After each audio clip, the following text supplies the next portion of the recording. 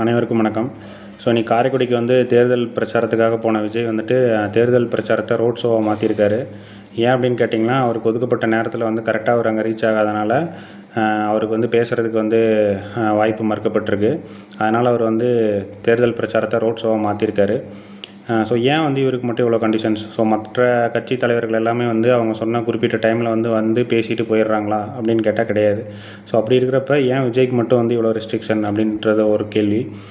இன்னொன்று பார்த்தீங்கன்னு சொன்னால், மதுரை டு தூத்துக்குடிக்கு வந்துட்டு ஒரு 1.5 ஹவர்ஸில் வந்து ரீச் ஆயிடலாம் அப்படிங்கிற மாதிரி வந்திருப்பாங்க போல். பட் ஆனால் தொண்டர்களும் ரசிகர்களோட கூட்டத்தால் வந்து அவரால் குறிப்பிட்ட டைமுக்கு வர முடியல. பட் அவர் பேசுகிறதே வந்து ஒரு 10 நிமிஷமோ 15 நிமிஷமோ தான் பேச போகிறாரு. அந்த வாய்ப்பு வந்து அவங்களுக்கு கொடுத்துருக்கலாம் அப்படிங்கிறதான் வந்து என்னோடய கருத்து. ஸோ இப்படி வாய்ப்பு மறுக்கப்பட்டதால் வந்து அவர்களோட ரசிகர்களும் தொண்டர்களும் வந்து மிகுந்த ஏமாற்றத்துலேயும் வருத்தத்துலேயும் இருக்கிறாங்க.